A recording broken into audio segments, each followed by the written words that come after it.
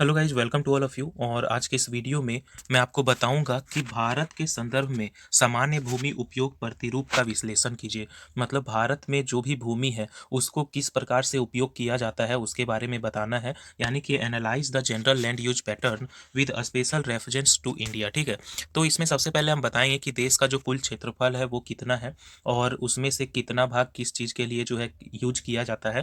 और इसमें जो है सबसे पहले तो हम जो भारत में जो भूमि का उपयोग है वो किस में बटा हुआ है, तो एक तो सकल बोया गया क्षेत्र में यानी कि नेट सोन एरिया में, दूसरा जो है वन में, तीसरा कृषि के लिए जो अप्राप्त भूमि है उसमें, और चौथा जो है प्रति भूमि, और पांचवा है अन्य अकृष्ट भूमि। ठीक है, अब ये है क्या, उससे पहले बता देते हैं कि देश का कुल क्षेत्रफल के बारे में।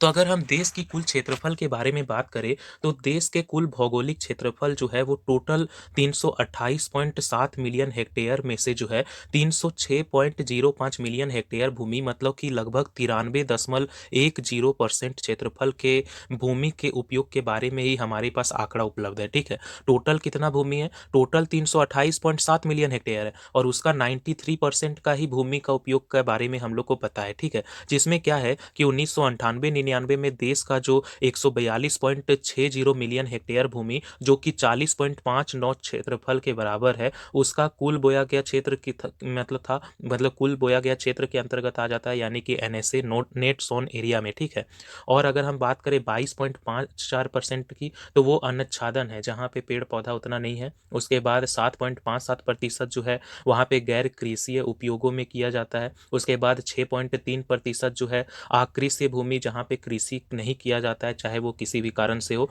तो वो 6.3% है। और कृषि योग्य जो भूमि है वो मात्र 4.56% है। ठीक है, जिसमें और क्या है, 4.42% वर्तमान प्रति भूमि है और 3.23% अन्य प्रति भूमियाँ जो हैं। उसके बाद 1.17% जो है वृक्षदार फसलें हैं। ठीक है, जहाँ पे बागान वगैरह बड़े पेड़ पौधे उगाए जाते हैं। ठीक है, तो इस प्रकार से देश का जो कुल क्षेत्रफल है उसमें क्या क्या काम किया जाता है वो तो बता दिए, कि जिसमें क्या बोले कि हम 40.59 जो क्षेत्रफल है वहाँ पे कृषि के लिए भी यूज किया जाता है, यानी कि नेट सोन एरिया के लिए। ठीक है, उसके बाद उसमें से 22.54% जो है वो अन्नच्छादन के लिए, 7.57 जो है गैर कृषि उपयोगों के लिए जहाँ पे कृषि के अलावे दूसरा काम किया जाता है, और 6.3% जो है आकृष्य भूमि जहाँ पे कृषि नहीं किया जाता है या बंजर वगैरह भूमि के कारण। ठीक है, उसके बाद जो है तेरह ये 4.56% जो है वो कृषि योग्य भूमि है, और 4.42% जो है प्रति भूमि है,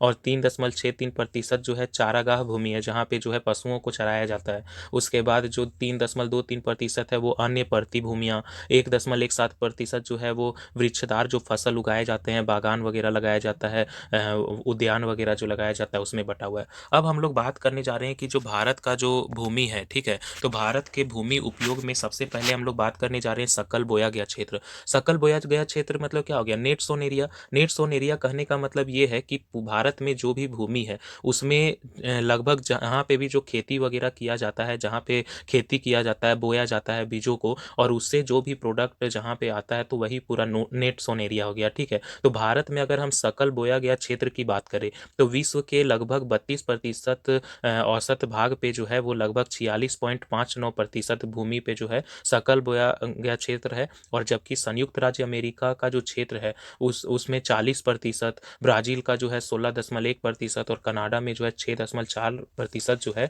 वहाँ पे सकल बोया गया क्षेत्र पाया जाता है। ठीक है, अगर हम बीते कुछ 5 दशकों की बात करें तो कुल बोए गए जो क्षेत्र है उसमें से थोड़ा चमत्कारिक वृद्धि हुआ है। कहने का मतलब ये है कि 1950-51 में 118.75 मिलियन हेक्टेयर था, और वो 1998-99 में 142.60 हो गया। तो यानी कि क्या हो रहा है कि टाइम टू टाइम जो है वो जो सकल बोया गया क्षेत्र है, नेट सोन जो एरिया है वो बढ़ रहा है। और हम लोग जो है क्या है कि जो जो राज्य स्तर पर जो सकल बोया गया जो क्षेत्र है उसका 3.37% जो है अरुणाचल प्रदेश से, और 84.20% जो है पंजाब के मध्य है। ठीक है, और पंजाब, हरियाणा, पश्चिम बंगाल, उत्तर प्रदेश, केरल, महाराष्ट्र, कर्नाटक, गुजरात, राजस्थान, ये सब जो 9 राज्य हैं, और लक्षद्वीप, पांडिचेरी एवं दादर एवं नगर हवेली जैसे 3 जो केंद्र शासित प्रदेश हैं, वहाँ पे राष्ट्रीय औसत अगर हम बात करें तो 46.59 से अधिक सकल बोया गया जो है क्षेत्र मिलता है। और ये तो हो गया नेट सोन एरिया का, ठीक है। अब हम लोग बात करने जा रहे हैं वन के बारे में। अगर वन की बात करें तो वनों के अंतर्गत जो क्षेत्र है वो 1950-51 में 40.48 मिलियन हेक्टेयर से बढ़ करके जो है 1998-99 में 68.97 मिलियन हेक्टेयर हो गया, ठीक है। जो इस अवधि में लगभग कितना वृद्धि हो गया, तो 70.39% हो गया। लेकिन अभी जो है ये राष्ट्रीय वन नीति के द्वारा जो है निर्दिष्ट क्षेत्र के अनुसार से जो है वो अभी 33.3% से भी कम है, ठीक है। कहने का मतलब ये है कि जंगल तो बहुत ज़्यादा है लेकिन जितना होना चाहिए उतना नहीं है, ठीक है। जंगलों की कटाई की जा रही है बहुत ज़्यादा मात्रा में ताकि उस जगह पे कृषि किया जा सके या फिर और सारे दूसरे उद्योगों का स्थापना किया जा सके। तो वन के एक तो सकल बोया गया क्षेत्र में बटा हुआ है, दूसरा जो है वन में बटा हुआ है, तीसरा हम लोग बात करने जा रहे हैं कृषि के लिए अप्राप्त भूमि। तो कृषि के लिए अप्राप्त भूमि मतलब कि जो वैसा लैंड जो कि नॉट अवेलेबल फॉर कल्टीवेशन। कहने का मतलब ये है कि वैसा ज़मीन जो कि कल्टीवेशन के लिए अवेलेबल नहीं है, मतलब या तो किसी और क्षेत्र में कार्य किया जा रहा है, जैसे उस ज़मीन पे कृषि के अलावा कोई दूसरा कार्य किया जा रहा है, जैसे मान लेते हैं कि घर बनाया जा रहा है, या कोई गैर कृषि कार्य के लिए जो भूमि जो प्रयुक्त होती है, जैसे कि कोई परिवहन के लिए हो जाए, मार्ग के लिए हो जाए, सड़क के लिए हो जाए, कोई नगर वगैरह हो, खदान वगैरह हो, पर्वत मरुस्थल दलदली रीजन, ये सब बीहड़ वगैरह जो ज़मीन है वो सब क्या हो, कृषि के लिए अपर्याप्त भूमि हो गया, क्योंकि उस जगह पे कृषि की जगह दूसरा काम किया जा रहा है। तो क्या है कि ये जो मतलब भूमि है, जैसे पर्वत मरुस्थल दलदली बीहड़, ये सब जो आदि जो भूमि है वहाँ पे बंजर और आकृष्य भूमि भी सम्मिलित है, ठीक है। मतलब इसी में जो है बंजर भूमि वगैरह जहाँ खेती नहीं किया जा सकता है तो वहाँ पे दूसरा काम किया जा मतलब जा रहा है, या फिर अन्य जो आकृष्य भूमि है जहाँ पे खेती नहीं किया जा सकता है, जैसे बहुत सारी भूमि है, ठीक है। तो पर्वत वगैरह पे भी क्या है, जो मिट्टी होती है वो उर्वरा मात्रा ज़्यादा अच्छी नहीं होती है, जिसके कारण वहाँ पे भी खेती करना मुश्किल होता है, तो वहाँ पे भी लोग खेती नहीं करते हैं, कम करते हैं। अगर हम जो है राज्य स्तर पे बात करें तो मणिपुर में 65.35%, सिक्किम में 38.03%, असम में 31.97%, हिमाचल प्रदेश में 22.34%। ये सब जो भूमि है वो बंजर भूमि जो है यहाँ पे उच्च प्रतिशत में है, ठीक है। मतलब बंजर भूमि बहुत ज़्यादा है, जिसके कारण यहाँ पे जो है कृषि के लिए अप्राप्त भूमि कह सकते हैं, मतलब कि वहाँ पे भूमि होते हुए भी अब मिट्टी जो है उर्वरा मात्रा नहीं होने के कारण, पोषक तत्व नहीं होने के कारण जो भूमि है वो बंजर है, और जिसके कारण वहाँ पे खेती नहीं किया जा सकता है। अब हम लोग बात करने जा रहे हैं किसके बारे में, तो अब हम लोग बात करने जा रहे हैं परती भूमियों के बारे में। वैसी भूमि जो फिलो लैंड है, मतलब कि मतलब बस परती है, ऐसे ही जैसे कृषि के लिए आप प्राप्त भूमि कहें तो उसमें कहें कि नहीं कि बंजर भूमि है जिसके कारण वहाँ पे खेती वगैरह नहीं कर सकते हैं, तो उसके जगह पे दूसरा काम कर रहे हैं। लेकिन कुछ जमीन ऐसा होता है जहाँ पे कुछ काम नहीं हो रहा है, ना ही कोई मतलब विकास का कार्य हो रहा है, ना ही कोई कृषि का कार्य हो रहा है, बस ऐसे ही जमीन खाली पड़ा है, तो उसको हम लोग परती भूमियाँ कह दिए, ठीक है।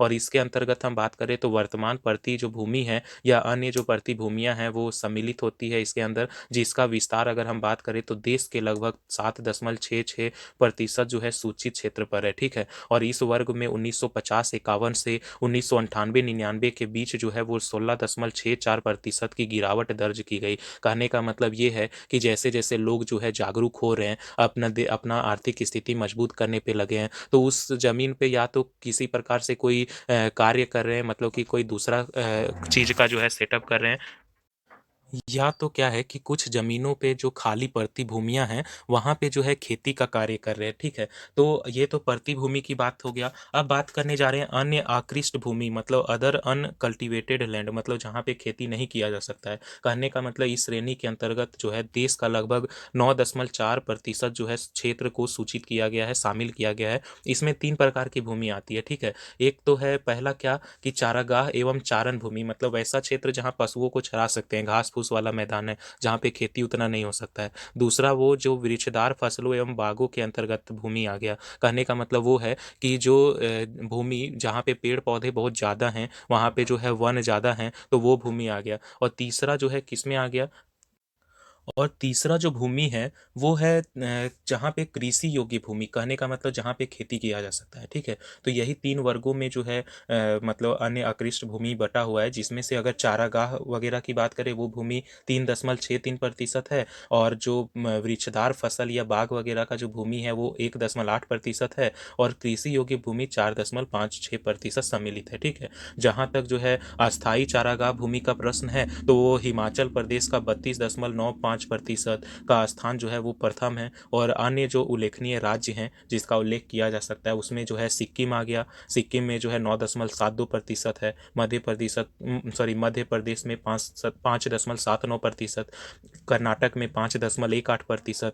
तो इस प्रकार से जो है अलग अलग वृक्षों वाली फसलों के अंतर्गत जो है अगर हम बात करें तो वो नागालैंड का 7.95% और मेघालय में 7.05% इस तरह से बटा हुआ है। कृषि योग्य भूमि जो है अगर हम बात करें तो कुछ भूमि ऐसा है जिसमें कहाँ पे क्या है कि बंजर भूमि है, ठीक है, जहाँ और बंजर भूमि का हम उच्च प्रतिशत किस राज्य में है तो मेघालय में है 20.97%, गोवा में 15.23% और राजस्थान में 14.79%, गुजरात में 10.52% और मिजोरम में 8.25% जो है बंजर भूमि का उच्च प्रतिशतता मिलता है, ठीक है। तो बंजर भूमि पे क्या होगा, खेती ऐसे भी नहीं किया जा सकता है। तो इस प्रकार से अगर हम बात करें तो खेती के लिए ज़्यादा भूमि नहीं है। खेती के लिए जो भूमि है जहाँ पे अगर हम नेट सॉन एरिया की बात करें तो वो उन टोटल जो है वो कितना है, तो टोटल जो है 40.59% मतलब है, ठीक है। तो इस तरह से जो है वो पूरा जो भारत का जो सामान्य भूमि उपयोग है, सकल बोया गया क्षेत्र, वन, कृषि के लिए अप्राप्त भूमि, परती भूमियाँ